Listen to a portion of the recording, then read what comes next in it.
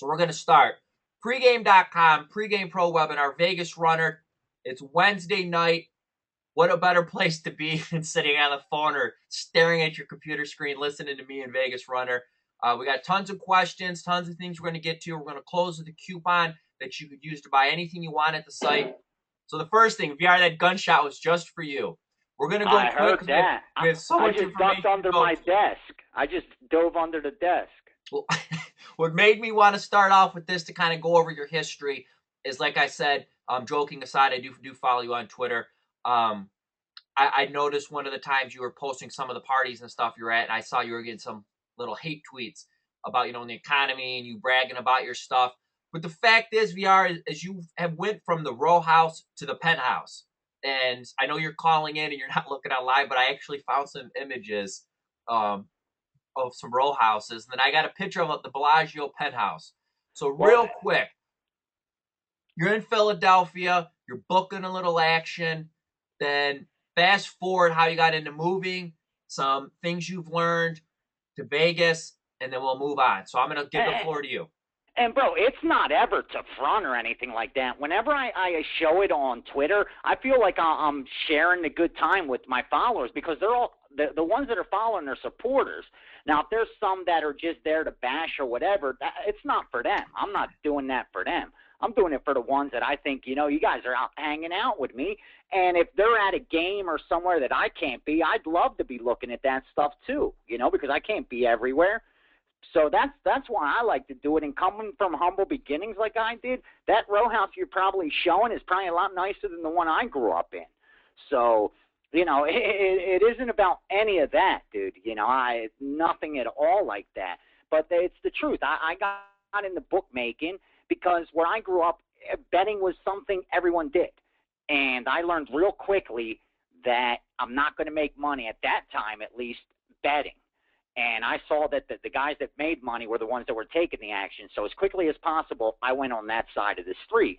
And I started taking action, and eventually just grew. Your book's going to grow. If you're good pay and, people know they could get down with you, your book's going to grow. That's the bottom line. So it grew, and it got to a point where I got older and older. Maybe I was in 18, 19, 20s. I had a good-sized book in Philly. And, eventually, because so much steam comes out of Philly, which is wise guy money. I mean, if you read Game in the Game, and which, Jimmy Batista, that was that crew. I mean, that moved Donaghy's money. That was moving for the Greek. That was moving for Billy Waters. All those wise guys used those Philly outs. So eventually one of those guys that were moving that kind of money is going to infiltrate your book if you get big enough. And by the time I was 20, I was booking big enough action that someone got into me. And it happened to be Philly Godfather because we grew up together. And because we knew each other, he stepped to me and said, dude, these aren't my games, because he wasn't a gambler. He was never a bettor. So to me, I'm thinking he just wants to bet the Eagles every weekend. Sure, I'll take it, I tell him. And then he's putting in all kind of pieces, asking for totals on games that I didn't even know how to total back then. You got to remember, we didn't even have a line service. Anyway, make a long story short, everyone's losing, but he's winning. And I'm paying him, and then we sit down, we're talking, because, again, we grew up together, and he says, listen, man, these aren't my games. I'm moving money for somebody. You could drop me like everyone else has done, or, every bookmaker in the city. Why don't you start moving these games, and we'll bet on top of it. We both have some bankroll. Let's just bet on top of these games. These guys don't lose. So we started doing that. And then next thing I know, we get invited into the office. That was the main pretty much circle that was getting the plays directly from these betting syndicates. And we acquired bookies, man, up and down the coast. I mean, from New York to Florida to out here in Vegas. And eventually everyone's betting into the same outs. And the problem is getting paid. Because, you're betting in the South Philly, and let's just say some of those guys, you don't want to – if they stiff you, there's not too much you could do. There's just like you don't think there's recourse if you get stiffed offshore, there's not too much recourse if a dude in South Philly stiffs you if he's a connected guy. So, we had the chance, the opportunity came for me to come out here in Vegas and move these games where I could guarantee to get paid. And I was one of those dudes that stood out on the strip with an earpiece, and they'd fire games at me, and I'd run up and down looking for the number and getting down on it. And I did that until offshore market blew up. I more or less became unnecessary because they could get down more with a click of a mouse than they can having me run from the Mirage to the Stardust. I'm not too fast anyway. So Especially when it you're was pretty much, flip-flops. The first time I ever met especially you, with flip-flops, exactly. you had your So flip-flops in a bag full of pagers. But go ahead, yeah, so summarize, and then we'll move on. it became obsolete, and I said I'm not going down to CR. You know what I mean? I'm not moving to Costa Rica. I got a big enough network. I've got a big enough bankroll. I'm just going to start betting these games for myself, and that's what I started doing. And with that, you learn more about handicapping. You keep building a network. And, you know, then I hooked up with you guys, and that's pretty much it, man. You know, I bet games. That's what I do. You know, like a UFC Kenny Florian says, I finish fights. Well, I bet games. That's what I do. All right, so row house to penthouse. And before we get to the sports, and I don't want to piss anyone off, but we have a decent amount of people who are attending this webinar for the questions. And when I get to the Q&A, I want to stick mainly to all the sports betting stuff. But we did get a lot of questions asking about this stuff with you and the Blackjack. Go to pregame. Oh yeah. And click my name or VRs. You'll see the brief video we did on Blackjack. And you know you're blackballed at a bunch of casinos. You took. Dude, I can't play. The only ones I'm okay is at Harrah's, and I mean anyone could fly in here, and anyone wants to make a bet or whatever. If I go to high limit like MGM when I went a few months ago, they have facial recognition, so I'll be out of there within a half hour.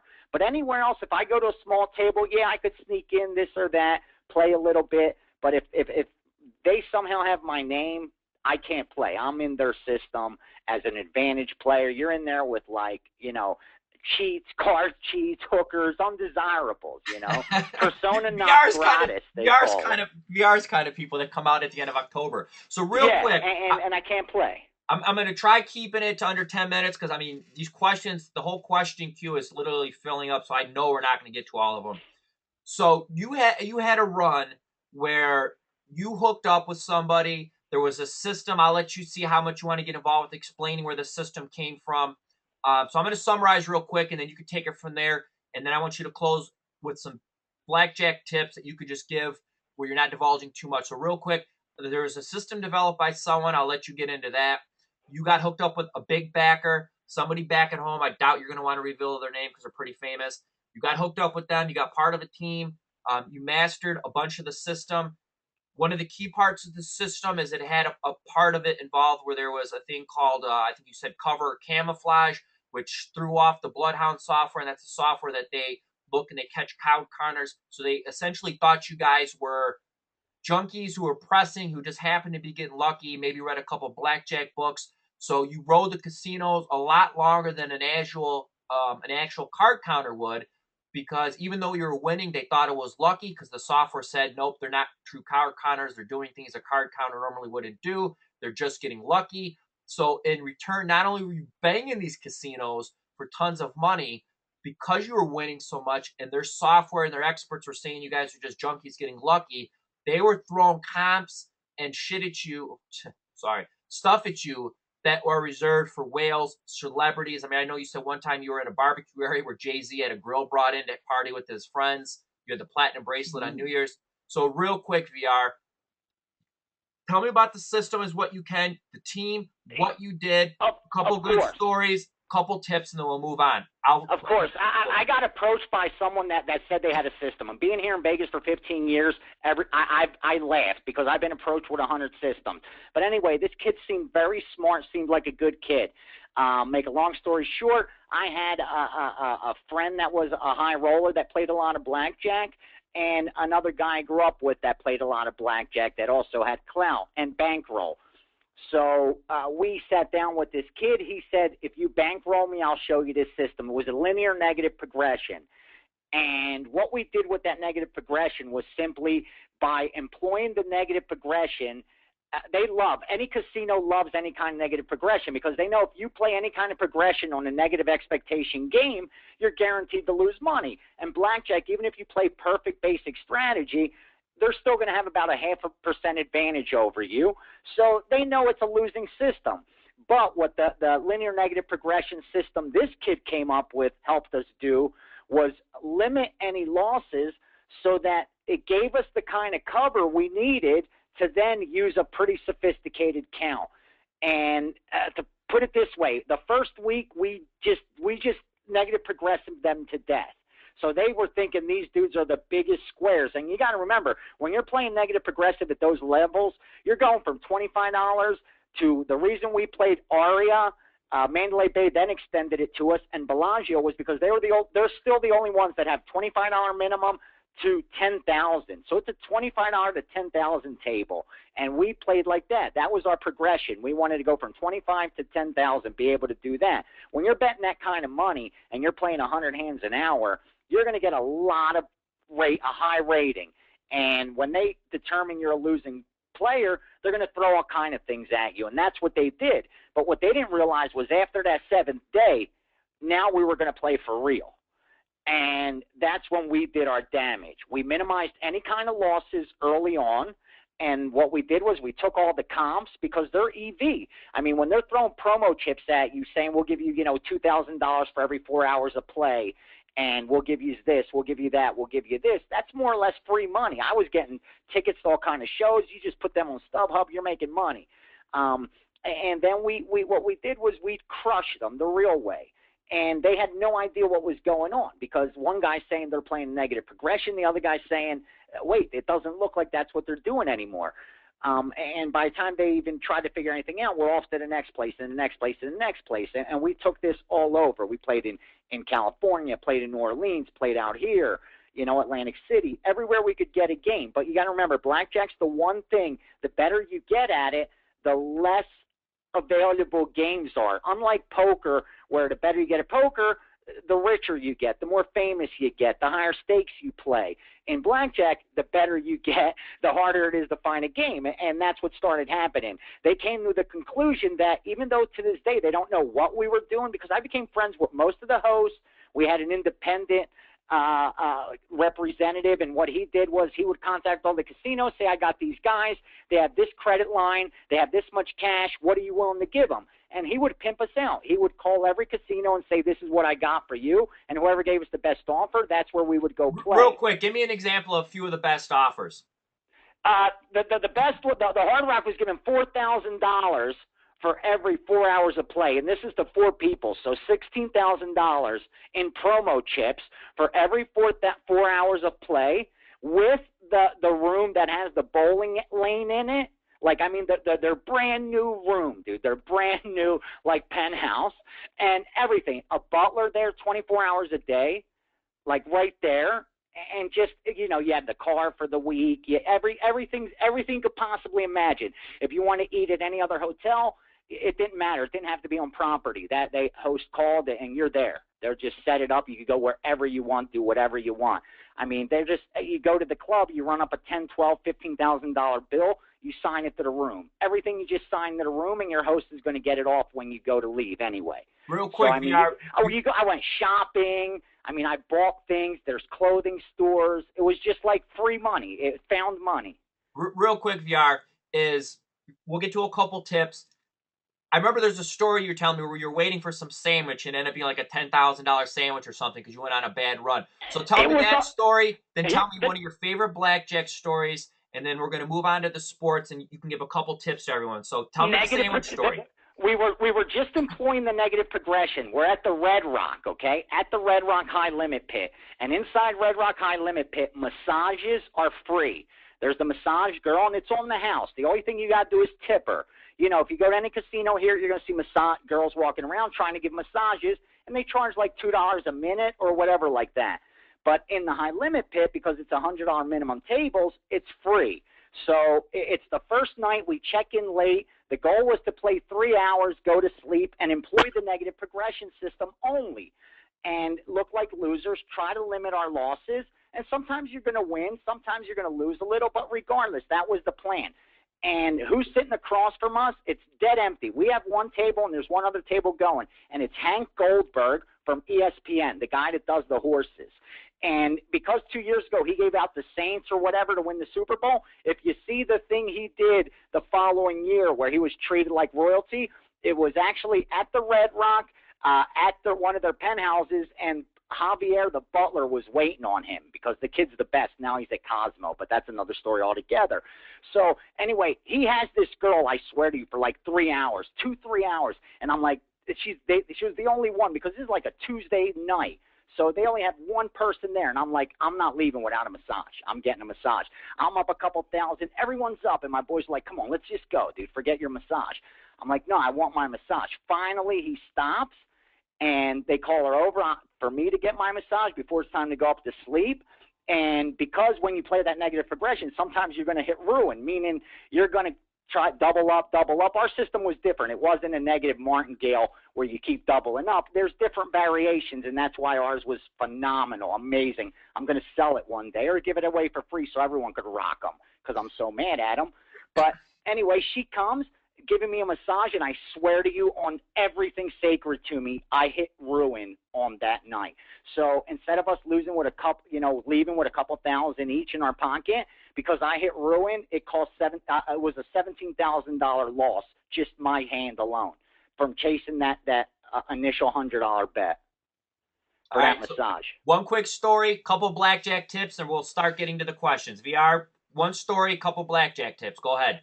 The best was with RJ at when I went to meet RJ at the Bellagio, and I said, dude, I got a lot of comps here because I had such a high average there. For some reason, I always lost there. I don't know why, but we always lost at the Bellagio.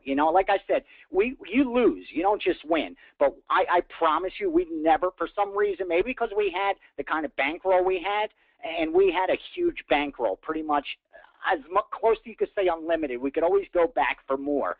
And because of that, we never had a losing trip. And I think that's why 99% of even efficient card counters lose money, because they're not properly funded. And even if you have an edge, if you're not properly funded, you're not going to make any money doing it. And most of them aren't skilled either, but that's besides the point. So I go to meet with RJ in the poker room, and I'm like, I'm starving. I said, where do you want to eat? And he goes, where could we eat? I said, we could eat anywhere. And he says, I said, where have you always wanted to eat? He goes, Picasso's. Now, Picasso's is the nicest restaurant here in Las Vegas. And I'm wearing like sweatpants or shorts, flip-flops, a T-shirt, and RJ didn't look too much better than me. He might have even had a hat on. And I said, you really want to go to Picasso's? He's like, he said, if we could go anywhere, that's where I want to go. So I said, let's go. We go into the VIP room. I go up, and I give the guy my card, and I said, yeah, I need to grab something to eat. He punches me in the system. He saw the rating. Where do you want to go? I said, I want to go to Picasso's. He looked at us up and down. I swear to you, like, are you serious? I said, yeah, we really want to go to Picasso's. So he goes, okay, give me 10 minutes. Let me see what I could do. No lie. You could ask RJ. 10 minutes later, the guy comes, finds us near the blackjack table, says, come on, takes us down. We go out, not like where a normal table was. Out, they have a balcony where it only has maybe 4 tables. And they're like the tables that you got to wait months ahead of time. And there's one that was roped off with velvet ropes. And there's me and RJ, and we go in, and we're dressed like – there's people in tuxedos. Like, dudes are on their – it's the kind of place where I probably, like so many people, asked their chick to marry them. And here's me and RJ like dirtballs walking through there. No lie, look like a homeless glove couple. It was embarrassing. Like, they probably thought we were the help, and like the ice machine was broken or something. or we were going out to the balcony. Something's in that lake, the Bellagio Lake. These guys are probably there with plungers to clean it up. and my man opens up the rope, and me and him sit there, and I swear there was this couple behind us, a guy and a girl, and I'm like, dude, he's going to propose to her. Watch. Like, they were dressed like that. They were like glowing, smiling at each other, and like, they were looking at us with such disgust. Like, we ruined their whole night. No, good for you. And the fact that you had flip-flops on makes the story even better. So we got to get. They had no choice, but when you got that kind of rating, because that's what you are here. It's not your name. It's not what you look. They look in the computer. What the rating says you're worth, that's what you're worth to them. You could go in there. I love the blackjack stories, and to be honest, I think we should actually plan to do one straight on blackjack. Hell yeah. Couple tips for people that aren't too advanced but aren't in your blackjack book. Give me 3 Strictly, tips. never play any 6-5 blackjack game. And now I'm starting to see them even at 6 deck. It's mostly 1 deck games where they pay 6-5 on blackjack. But now I even saw at Harrah's, I was there not long ago, even the carnival game, the six decks that are near where you walk in, I call them carnival games. They pay 6-5 blackjack. Never do that. You're giving them almost an extra 2% edge on top of that 0.5% edge they have. All right, That's tip number number 2. one. Never play continuous shuffle machine, because that's what they're, all the low limit tables now, they're continuous shuffle machines. That's what they're trying to do. At least the casinos, they could afford them, and that's just, you're playing random. They're shuffling cards every 3 or 4 decks. So, I mean, I'm not saying everyone's going to be able to count, but even someone that can't count, you could see enough after 4 hands. If you didn't see any face cards or any aces, you know it's time to bump up your bet if there's been all low cards. But when you're playing continuous shuffle, you're never going to have that chance. And the last thing, I'm going to tell you this. There's one way to beat blackjack and no other way. It sounds so simple, but people make it harder than it needs to be. There's a time in blackjack where you have the edge. It's not all the time. It's actually far and few between. But there are those times, whether it's 1 deck, 2 deck, 4 deck, 6 deck, 8 deck, where you have the edge. The way you beat them is by betting big the times you have the edge and minimizing your bet either to a minimum or even 0, as in walking away like we did many times when they had the edge. And with a simple count system, you could learn the +1, -1. The oldest one there is that anyone could learn. If I could learn, we went more advanced, but regardless, to where it's going to give you an idea of when you have the edge. And I don't think anyone should ever play the game of blackjack without at least mastering the fact that +1, -1, you know, depending on whether it's a face card and ace, it's a -1, 2, 3, 4, 5, 6 is a +1, 7, 8, 9 are neutral, 0. If you just learn that little basic system, and you'll know at least there are times that you have the edge and you just got to fire. You can't be afraid to fire, dude. All right, moving on. We'll start getting to the questions. We're going to try keeping them quick unless it's something we got to elaborate on. The first one, what are some tools and betting advices for someone who's trying to handicap? So what I'm going to do first is, VR, you're not going to be able to see this, is I'm sharing my screen real quick. Is the first thing that I would recommend is a line service, especially if you're betting decent money. What I'm about to show you is sports options. It's Rick, who used to be one of the main guys at Don Best. Don Best brought in a bunch of corporate people, got rid of some of the street guys that helped make Don Best what they were. Rick started sports options. He's a stand-up, great guy, monitors the books. You could set stuff up to see middles, key moves. It'll give you injury updates even before ESPN knows it. It has credit shops, Vegas shops, and a lot of times some of these credit shops or these shops that you may not be aware of, places like Grande, you could see moves that they do or leans they're taking and just kind of even handicap off that. If you're a small bettor, it's probably not worth having. You're betting decent money, even if you don't have tons of outs, to follow the sharp books, be on top of injuries. It's definitely worth the money. If you go to sportsoptions.com/JD, you'll get a free week. I'm really close with Rick. If you decide to get it, what I like to do, Rick does a lot of stuff for pregame. I told him I'll forego any kind of kickbacks or anything to me and take that off the price. So if you do like sports options, instead of buying it, let me know. I will give you Rick's personal phone number. You can call him, say Johnny sent me, and he knows to take care of you. The second thing before I go to VR, if you're somebody who's ever wanted to scalp or do arbitrages, all you got to do is send me an email. And what I will do is I will send you this handy dandy spreadsheet somebody gave me back in the day. And what this does is it actually will show you the math of what you need to bet. So let's say, for example, you have one team at one shop is 140, and you have an underdog minus 130 at somewhere else, and you can bet, we'll say, 1,000 a game. It's this simple what I'm doing right now. And if you want this, free of charge, email me Johnny at pregame, mention the webinar, and I'll send you this spreadsheet. If you're looking at the screen, you bet $1,000 at plus 140. You could wager $13.56, or what I like to do so you're not so obvious what you're doing, $13.50 on the favorite. No matter who wins that game, you make $43.48. You might think $43, Johnny, I bet nickels, I bet dimes. That's a waste of my time. Well, you know what? You make 43 bucks a day for something this simple, you're making $15,695 a year. You do 2 of these, you're making $30,000 a year. So unless you're Warren Buffett, I guarantee you your 401k and the stocks you have money in aren't making you 30 G's a year. So those are my quick 2 tips. If you are, off to you. What are some Well, what tips I or want to add on tools? top of that, I say 100% you need a line service. I don't care if it's the cheapest version that Sports Option offers, but you need it because you want to know what the line opened at, what it's at right now at every book, because what you want to look at is what's a place like Bodog have it at, what's a place like Chris, the Greek, Pinnacle have it at, the Sharp books, and you could draw a lot of conclusions from that. So, I mean, there's just so much information that you have to have. I mean, it's imperative today to have that. As far as the arbitrage you're talking about, I think it's a must. How I compare it to is an investment portfolio, and you have to separate your things. When you do arbitrage, you can't have an opinion. You got to be robotic. So what I tell people to do is take a portion of your bankroll and only use it for arbitrage. Don't have an opinion. Follow the spreadsheet and just do it like a robot. And it's just like having a portfolio. You diversify. Some money's in gold, some's in cash, some's in real estate, some's in stocks.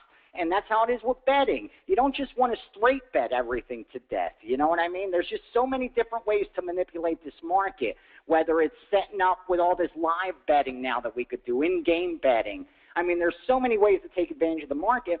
And even for the recreational bettor, I'm not talking about the wise guy, just the recreational bettor. Don't make it so easy on the books. And the one thing I want to get to that I think is more important than anything else is money management. And I know we all talk about it, we all say it, but at the end of the day, bro, nothing's more important than that. That is the number one factor that's going to determine whether you're a winning sports bettor or a losing sports bettor, next to information. Because of the fact you could go 8-2. If you don't know how to bet, you can lose money. That's the bottom line. And just like blackjack, sports betting is the same thing. Even if you're a winning sports bettor, your edge is only so great. And if you don't manage your money correctly, you're never going to win. And I know we've all made that mistake where we bet a little more than we know we should have. Sometimes it works out. More times than not, it doesn't. But at the end of the day, we've all been doing this long enough where we know what the right thing to do is, dude. We all do. The thing is, not too many people are willing to do it. And that's what the sports books bet on. That even though there's so much information available, even though we say the average recreational bettor today is so much more sophisticated than they ever been, just like the average poker player today has already played 1 million hands online, where back in the day, someone would have to live 300 years to play that many hands live. But the thing is, Like there's Marco. so few that actually practice what they know they need to do. And until you're ready to do that, don't kid yourself. You're not going to make any money betting sports. And I don't mean to be like the guy that talks negative, but I care about the people that support me. I care about my followers. VR, that goes I care into about the my next clients. question. And we were talking about this before we went live, and it plays off what I just showed everybody with the arbitrage, which you mentioned, live betting and half times. And it says, I followed you in your picks for over a year. It appears you post fewer picks or bets now than then. How do you regulate quantity versus quality bets? I find that for myself, it's easy to get carried away making bets, and that's when I usually lose. How do you throttle back when you're just itching to break the bank? And before you answer that, is that something that I had an issue with? Is, I was getting tons of stuff. I was putting it in, and I was trying to take a bunch of the plays, and I was giving it to my clients. It was legitimate stuff. I mean, this was coming from, a guy that used to be number 3 at Pinnacle. Guys that, wise guy Frank, if you watched any of the videos I did with him at pregame.tv. But then these games would hit halftime, and the line would be a certain amount, and I would get off of it because of the line in hedge, or I would have a future, and the day wouldn't go as plain with the overall picks, but all the other ways to grind out a profit with a money line here with an arbitrage or hitting some big halftime middle or whatever it wasn't always equating to the actual picks that my clients were getting. And it was really frustrating to see that those picks weren't always doing so well, but then I would do okay for the day. And I made the commitment to myself is I would have all these games on a piece of paper and I would filter it down to the strongest of the strong, because releasing tons of plays and not being able to have, like you said, have them sitting with me saying, okay, this game, we have such an edge at this halftime, we're going to get off of it. And we have a positive EV because we have like a 20-point total middle on this, college basketball game. Then the game would go to shit in the second half, where maybe I would be breaking even or not losing as much because I took the halftime. the client would lose. And I've really lowered my volume and did that overall. And VR, you've done that and you've been killing it. I mean, so talk about where you're at record wise, talk about decisions you made, a couple quick bullet points, and we'll move on because we got a ton of questions. So go ahead, VR. It has nothing to do with counting, but the bottom line is my results, they talk for themselves of what I've been able to do since I stopped playing blackjack and focused once again 100% on sports. And I'll be honest with you, I learned a lot from blackjack that I carried over to sports as far as unload when you have the edge and don't bet or bet as little as possible when you know you don't have the edge. And when you're gambling with sports and you're just betting Monday night because it's on Monday night, you're laying 11 to 10. You don't have an edge. You're paying. They got a 4.5% edge on you. In blackjack, they only have a 0.5% edge on you. So it's 100 times worse in sports to gamble than it is to gamble in blackjack, just based on what the hold is. And with that said, here's what I learned. When I first came to pregame, I was given a ton of games. If you remember, I remember on a Saturday college basketball, I gave out to my clients, some of you, I'm sure maybe one or two are still around, but I had given out on pregame 22 plays.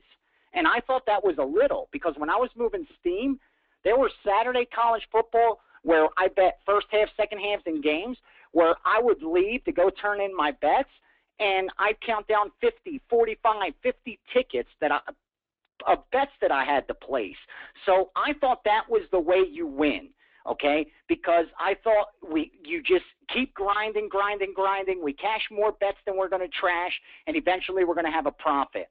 In a perfect world, that's the way to do it. When you have unlimited bankroll, that's the way to do it. But I've realized my clients, my followers, the guys that, I'm trying to help make money, they don't have unlimited bankroll. They don't have the ability to sit down next to me. That we don't have the technology to where I can tell them what to do with every single bet they have. So what I did was I started thinking to myself, what were some of those guys that I knew back in when I was moving money that made a lot of money but weren't betting the volume? What did they do? And I started to remember some guys that would only say, you know what, I just want the biggest positions. I just want the at any numbers. That meant when they used to yell out Cowboys at any number, that means we bury it.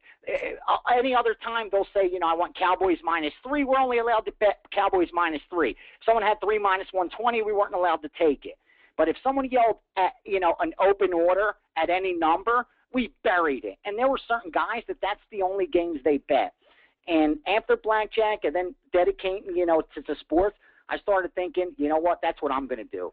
I'm going to make my money by increasing my bet size but lowering my volume. So now what I do is I have less plays, but I have plays that I know I'm going to hit a higher percentage. So I'm more confident to step out and fire. And I think the results speak for themselves. That's why when people say, 3 years ago or 5 years ago, what's your 10-year record? What's your units for the last 3 years, 5 years, 6 years? To me, that means nothing because the market's always changing. Whether I did great or whether I didn't, it means nothing to you today. I mean, back then my life could have been great. Today it could be shit. Back then my life, could have been awful. Today it could be good. So you can't really go by that. And what I started coming to the conclusion was, you know what I'm going to bring to my followers, and I hope they see it, that I don't want to be the guy where I win and whatever. If I show that I come out on top, then they can't bitch. If they're not making money, I'm doing them no good. So sure, I could put out 40 games and get every outfit that I have access to, every wise guy, every runner that I have access to, give all their plays out. And I know long term we're gonna win more than we're gonna lose. And at the end of the year, I'm going to be able to say, you know what, I'm up this many units. And I'm going to market that. And people are going to say, oh, VR is a winning handicapper. But in reality, what the fuck did you make from it? Nothing. Nothing. You didn't make a penny from it. Hey, VR, did you forget your Xanax? I know this ain't. Sorry, I forgot the politically correct part. You know me. I love this shit. I know you're not RJ Bell and I'm Colin Coward on ESPN doing a webinar, but you can't. Forgive me. But so what I do, and I say, go to my pros page. You'll read it. I even put it out there. This is what I'm doing. We are now, I want you to up your wager size. That's how we're going to maximize profit, but we're going to minimize our exposure. And those times that we don't have a play, that I don't think we have an edge, we're not going to fire. So the next day we fire double. Sunday Night Football, I tweeted I like the Saints. I tweeted, I don't think at 3.5 there's value. So personally for myself, I'm going to bet it on the money line and enjoy the game. Do what you want. But then what I did instead was I waited. And Monday night, I fired a max bomb on the Jets, my biggest bet that I make. And so far in NFL, they're 5-0. And not to tout that, but it is what it is. My 3 stars over the last 109, 100 whatever plays, they're over 60%. Last 65, they're 66%. Those are the kind of numbers I want to attain. I know I can't do that forever. It's impossible. But I know with those kind of numbers, anyone could make money. If you're the biggest degenerate, I'm going to find a way to make you money.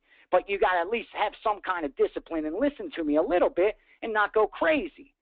But that's what I changed, JD. It's no more trying to make every single better a wise guy. Instead, let me arm them with the plays that I know, the network that I have, the sources that I have, and the work that I do, that these plays demand the biggest bet. These have the biggest chance of winning, and I'll go to bat with them every week, every day, and I think my chances are good of coming out ahead. Hey, VR, real quick. Every time I hear you start rambling and talk about bombs, dude,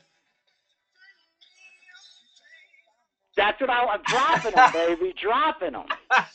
You know the funny thing is when you started doing the bombs and not as much as the steam, I couldn't make fun of you in the videos. That was from back when we were moving steam. They'd be like, bomb them, dude, just bomb them. Hey, real bury quick, them. It was either bury them or bomb them. Next question. Hey, you're from the row houses in Philly. Bury them could have meant 2 different things. How do you create power ratings for college basketball teams, VR? I'm going to tell you what, there's so many schools, and I'm not going to sit here and lie to you and tell you that that's what I do. I know every single one, and, you know, I sit here from now or even 3 months ago, which is what most of the best guys are doing. That's not my style, you know, and I'm not going to front and act like I do. But I always have a set of power ratings for every sport. Because there's so many in college basketball, what I do is I start off, I do maybe the first 20 or 30 teams tops. And then I use smart people. That's what you do in this world. You don't have to have an ego. Check it at the door. If you want to make money, check your ego at the door. You don't have to be the smartest guy in the room. Just surround yourself with the smartest people, and you're going to do okay in life. So I'm willing to go and look, what does Ken Pomeroy think? Hey, all the guy does is college basketball year-round. Why I'm looking at baseball, why I'm looking at football, this guy's doing college basketball. So let me see what his ratings are. I'm going to look at Ken Pomeroy. Then I'm going to ask a couple of sharp bettors out here that I know that make their own power ratings. And I'm going to say, what are you using? What do you got? What do you got? And then I'm going to take them and I'm going to tweak them. And that's what I do with the morning moves. Why do I give people my power ratings in college football every week and NFL every week? Not so they could say, oh, so I could say, wow, I create my own power ratings. So I could give them something to build on. Make your own. The thing is, this is a market. And what makes a market beautiful is people disagree. That's what makes it profitable. I'm going to think that LSU's ranked too low this week. Someone else is going to think, you know what? They're awful. Florida killed them. You know, VR has them too high. That's fine. That's what creates a market. So change it. You don't have to follow mine. But that's what I do with college basketball. I start at 100 because it makes it easy for me. And I work my way down, you know, with 100 being the highest points. And a team has to overexceed to go above 100.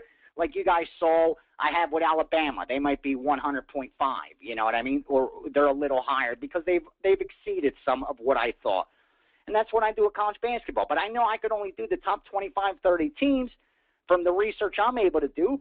And then after that, I reach out to every other source that I have available on the internet and network. And as I see final scores come in and box scores that I look at, I start changing it. And it's that simple. I'm not that smart. Next question. If I'm in town on a Saturday and Sunday during football season in Las Vegas, what sports books would you recommend for me to hang out, have a good time, and watch the game? All right, there's a different thing. There's have a good time, there's watch the game, and then there's sports book. That's what you got to realize. Here in Vegas, we have everything. If you want a sports book, you're going to go to any Cantor book because they offer the most. And by that, you're going to go to the M Resort. You're going to go to the Cosmo. They have a Cantor book. You're going to go to the Venetian. They have a Cantor book. Anywhere where there's Cantor. Hard Rock has a Cantor book. And personally, if I was single and I was coming out with friends and I had to choose a Cantor book, I'd go with Hard Rock, Cosmo, or the Palms because that's where you're going to see the youngest people and most people having a good time. So you may be able to kill 2 birds with 1 stone. They're the ones I would go to. Now, if I just want to chill with friends and watch the game, get something to eat, you got to go to Legacy's. I mean, they built that just for that purpose. It's a sports book restaurant with TVs everywhere that they'll tell you what channels you want it on, what game you want on, and they'll put it on for you 2 feet away from you. So that's the place I'd go to watch the game. And then if you just want to go to party, this is Vegas. I mean, anywhere. You could go to Tropicana, and there'll be a party there in the afternoon. So that's the least of your worries. VR, what is your largest bet ever, and did you win it? Let me see. Yeah, I know I've lost a couple, but I definitely know some of the biggest ones that I've won too in sport, because you got to remember, I moved a lot of money. I know personally I had on a Monday night game, I had a 44 dime bet that I won, and I still remember it was the Colts. Who were they playing? And they had to come back. They came back. This was probably like 4 or 5 years ago. Monday night game. I'll never forget it. And they had, it was like lost money. I totally had it as lost money. And in the end, they ended up covering. I remember. You know what? I remember that game. That was about 4 or 5 years ago, because I went to bed. Yeah, that was because that's how I remember it. That was the biggest wager, and it was like 44 dimes. That was myself. Now, money that I moved, it was, much bigger than that for a game, but it wasn't my money, All right, next question. How do you determine your own premium bets and picks? Like I said, my premium, here's what it is. And someone, it was funny, they hit me up on Twitter yesterday and said, how can you charge for a lien? Because during the day I said, here's what I have a lien on. And I gave my liens, okay, because I didn't put a package up. Because by the time by mid-afternoon, and I start working so early in the morning, you know that, but it was already probably 11 o'clock here in the morning, I haven't confirmed any lien. And what I mean by confirm is this. When I first make my line and I look at what the sportsbook's offering, something might jump out at me. And I do a little handicapping, and, yeah, I like that side. That's a lien to me. There's no reason for me to bet it. That's an opinion. And my opinion's worth probably as much as anyone else's, okay? But then, because of the experience, all the years I had, the network that I have, then I start trying to gather information, supporting information, and supporting data that, yes, that's the right side. So what I try to do is make a lien become a pick. Every week I make my lines for the NFL before I look at what they offer. About 5:30 on Sunday, I'll look what Chris puts out, and I'll circle 5 or 6 games where our lines are off. Those are liens. But now I have all week, or maybe a couple hours, maybe tomorrow, depending how I think the line's going to move, and I try to confirm that lien, meaning get enough information and supporting information or data to make me think I could overcome laying 11 to 10. Because most people don't realize how hard that is. We live in a world, fellas, where we have to put up $110 for every 100 we make. Do you know how hard that is to do? You tell that to the average person, they're going to tell you you're absolutely nuts. That you're going to make your living by putting up 110 to make 100 every time? Aren't you supposed to put up 100 to make 110? Isn't that how people profit in the world? In real estate, you buy something for $100,000, you sell it for 130. Ain't that how it's going to be? But no, in sports betting it's different. There's called a hold. That's what the house charges you for the privilege of betting into them. And that's what I have to overcome. So every opinion isn't worth me laying 11 to 10. Every lien isn't worth me laying 11 to 10. And when I know I'm going to lay 11 to 10, if I'm willing to do that, then that's when it becomes a premium play, if that makes sense. In the game, thanks, Jerry. He just sent me a message through the module. He said it was the Buccaneers and the Colts were the two teams.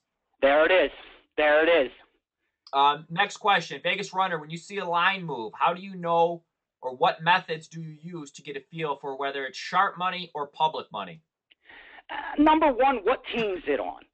If it's on Miami, Ohio, on a Saturday of college basketball when Duke's playing North Carolina, more times than not, it's going to be sharp money. Right. Okay? Real quick, too, another thing, too, is when you see, and NBA starts on the 30th, and, when I used to middle a lot of NBA totals, you would see like that 11:30 noonish, between 11:30 and 1, it would be like one after another. You'd see 196 to 194 and a half, 193.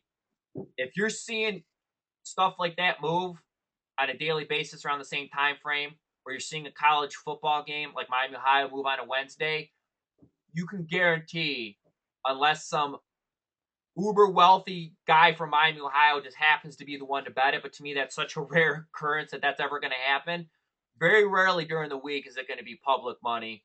And very rarely, if you see one after another, especially in totals earlier in the day, is it going to be public money. And Yeah, because you got to remember, two things move lines: respect and cash. And there's not going to be too much cash being bet on little schools like that. Now, if it's on North Carolina Duke, that line move may be public money moving it, because books sometimes don't want the exposure.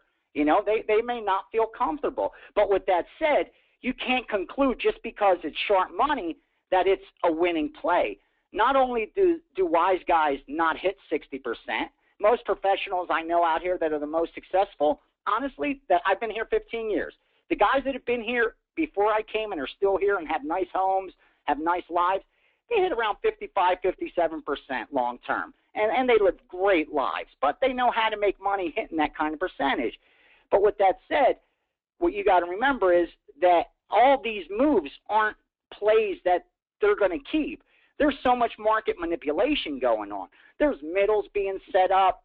There's what we used to call putting guys on queer street, meaning we know we could sprinkle some money on this team, and everyone's going to think it's a wise guy play. They're going to start betting it too. Everyone's going to piggyback us.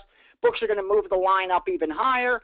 Then half hour before game time, we're going to come in on the side we really wanted to begin with, and that's the other side. And that's where having sources of information are helpful. And I consider myself one of those sources of information for you guys. When I tweet out confirmed true steam, I'm telling you with absolute certainty, 100%, zero doubt, I will never – you see how many of those I send out a day. I don't do it for every line move, but there are certain times I say this is confirmed true steam. And I'm telling you with 100% certainty, this is the side that some betting syndicate, a respected betting syndicate, respected wise guy, respected sports bettor, someone who has the power to force the market to move is not only betting this game, but this is actually the side he needs to come in. And that's what I'm passing along. And that's where you use your sources like I do. Fortunately, I spent years running. So when you do that, you hang out at the Stardust with 20 other guys that are working for different outfits, and you become friends because you have coffee with them every single day for years. And half those guys are still doing the same exact thing. So what I do is use my network, my sources, and find out what every group's playing. And every week, every day, more or less, I have my list of games. I could tell you probably 30 games for this Saturday that have been moves, that have been buy orders, have gone out on them. Now, will they be middled later? Are these putting guys on queer street? There's still time to figure that out.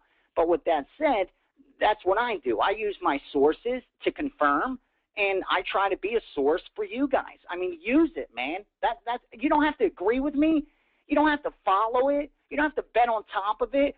You could fade me, but at the very least, use it. You'd be foolish not to. I'm not just pulling this stuff out of the air. You know what I mean? That's what I tell people. If you don't like it, don't jump on it. If you don't think I win long term, fade me. At least use it. Next question. Speaking of professionals, how many professional syndicates do you believe are betting sports in Las Vegas? And real quick, I'll go first and then hand it over to you. Is from what I have learned, there's a lot of guys, I know Brian Leonard bets for a living. You live out there, bet for a living. Guys like Fezzik, the Tuesday group. I think there's more individuals that are betting in Las Vegas, but a lot of people that I know are moving money, and supposedly the newest moving group is this, the Penguin Group or something. They're supposedly out of Pittsburgh. They're like the new hot. Right. Is what they're doing is they're using obscure credit shops that probably no one on this webinar has probably ever heard of. Because one of the terms that I've heard multiple times is there was a guy, a friend of mine, he actually won a World Series. I have like 4 friends that won World Series events, but he won one, I think, last year. And he hooked up these guys from down south, movers, while he was out in Vegas for the World Series. And he started moving money for them. And he came to me and said, Johnny, I know you have a lot of outs. You used to, have credit at Pinnacle. What can you do for me? So I made some phone calls, got on Skype, hooked him up with a bunch of outs. I was all excited, because I was going to do the whole, if they put in X, I get piece of Y and I have to cover my end. I'm going to get access to this information. And they came back and said no. And I'm like, what did I do wrong? And they said the outs that you offered them, they said make too much noise.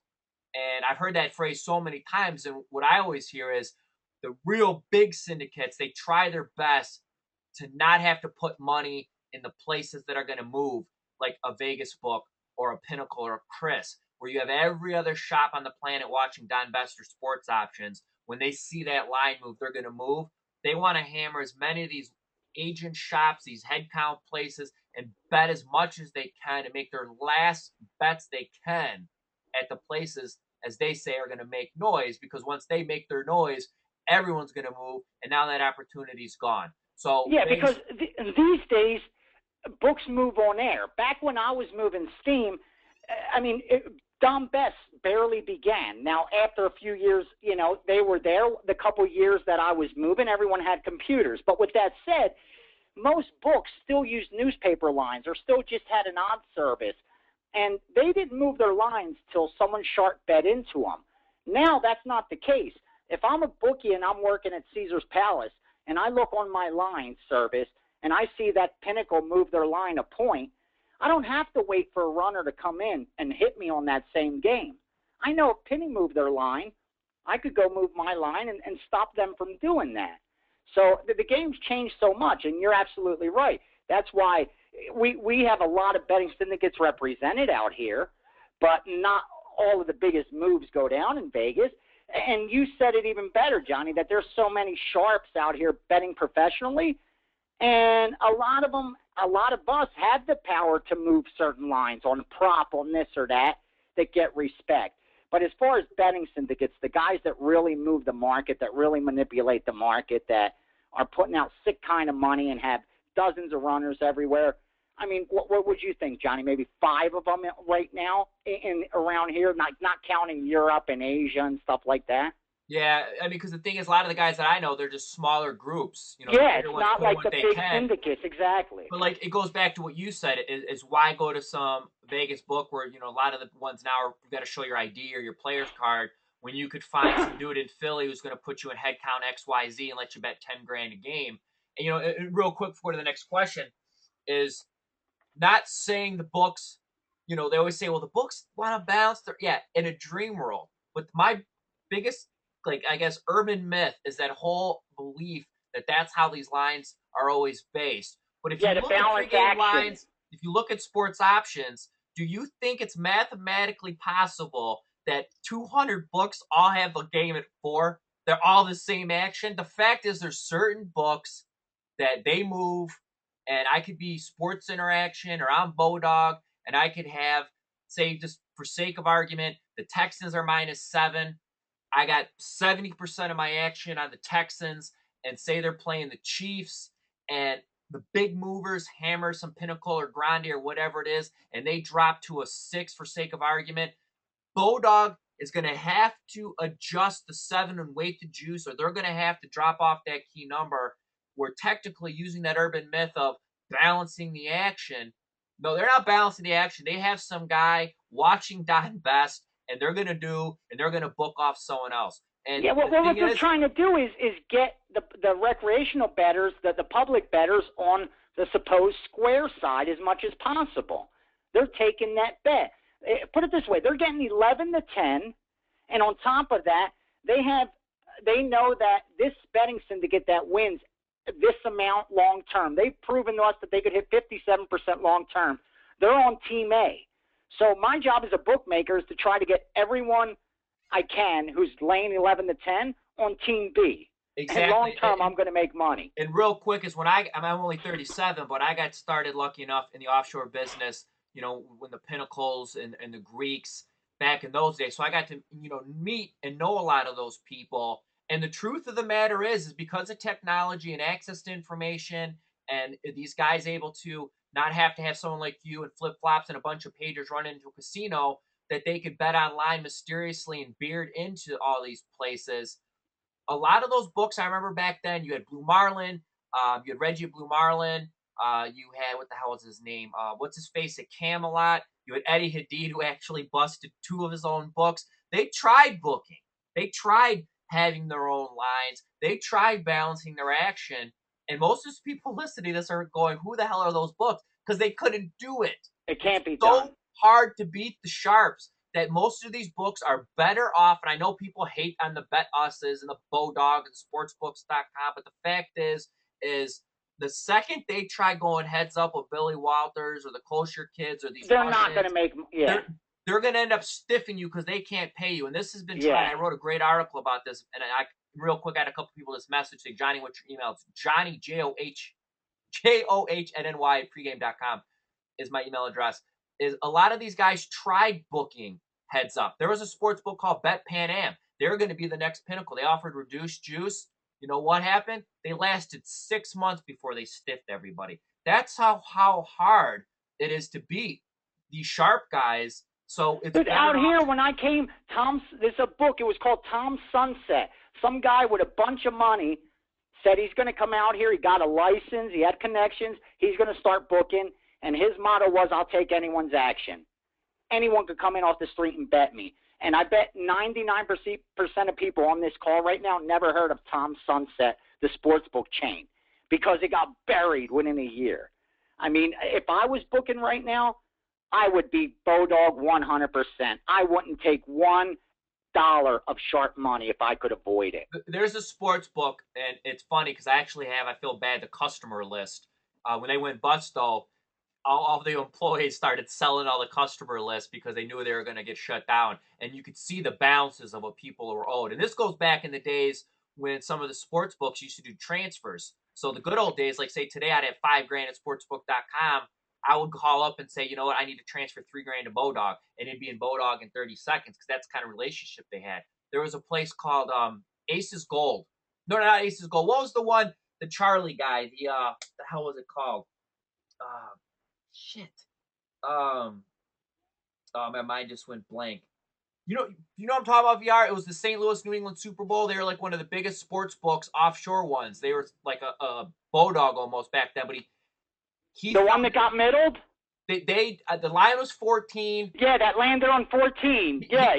That you could take minus 13 or plus 14.5. Yeah. He made the line at one point 13.5 and wouldn't budge. The next day he had to close up shop. That was the last of the big dogs. It's got a message. Billy Walters once told he has busted more bookies than the FBI. We got time for one more question. We're actually running over, so we're going to get to one more question. I'm going to get your coupon, and then we're going to have to go on. VR, what is your best advice on building a bankroll? My best advice on building a bankroll, honestly, and it's going to sound cliche, but it's the only way, and it's patience. It really is. If you think you're going to take $1,000, you said that and so your goal is, you're dropping the F-bomb coming from the row houses, and you said, listen, if you think you're going to start this football season with $1,000 and your goal by Super Bowls to make it $10,000, you're going broke. There's no way around it. There is not a business on this planet, unless you're going to put your freedom at risk, that you could invest $1,000 and you're going to make 10 times your money in 4 or 5 months. I don't know of one. If you could find one, brother, give me a call and I'll put the cash up. But there isn't one. And I could promise you sports betting isn't one of it, especially when you got to lay 11 to win 10. So that's the bottom line. You got to grind, and the more bankroll you have, the bigger your bets are going to be. But if you don't have that patience to do it and you're waiting, when I finally acquire $10,000, then I'll start betting the right way. And once I get $25,000, then I'll just bet a nickel a game forever. You're never going to get there. You're never going to get there. I've been here 15 years, and I've seen everyone try to get there. We're going to close out right now with a couple things real quick. There's a poll on your screen. I want to know the best time for these Wednesday webinars, 5 to 6, 6 to 7, 7 to 8, 8 to 9. Your vote's going to dictate how these are done in the future.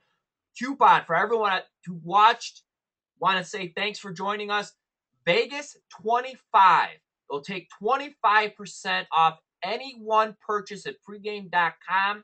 This coupon will expire 72 hours from the conclusion of this webinar. You could use it to buy a daily, a monthly, whatever you want to spend it on. And Vegas Runner, I'm going to let you close out. If I have this coupon, why should I? this whole thing went without touting picks or anything else. I know historically in this industry, nobody would ever do an hour-long anything for their clients without telling them to call some boiler room to get them to buy anything. We've told stories, we gave information, we fielded questions. So we're going to end with 30 seconds. I'm going to let you get a shameless plug because I think you deserve it. This was a great webinar. Why should I buy you this weekend, VR? Honestly, because I'm on fire, dude. And not even being cocky, but I'm just so confident right now. I feel like they can't beat me. Even like if I have a tough day, I know the next day I've got the edge on them. It's not over a small sample size, man. I mean, that's the bottom line. I've given out now. It's up, giving out 135 football plays, college, pro, and CFL since preseason, and I'm over 60%. Bets are over 65%. I'm just dialed in right now. And regardless of sport, in baseball, I'm 20-6. I mean, again, it's not about counting, but when you're in that zone, that's when you capitalize. And right now, I know I'm in that zone, and that's why I'm firing. That's why you're seeing max bets, two or three last weekend. I'm not doing that to sell. I'm going to sell anyway, dude, because I'm winning. So I'm not doing it to sell. I'm putting out a max bet because I want my client to be able to make the most profit he could. Because right now we have an edge. VR? And there might be weeks where they don't get a max bet, but when I'm seeing it like I am right now, brother, we're burying books. Brother, that's you sound like, hey, snap into a Slim Jim, man. You sound like Randy Savage. You know, VR?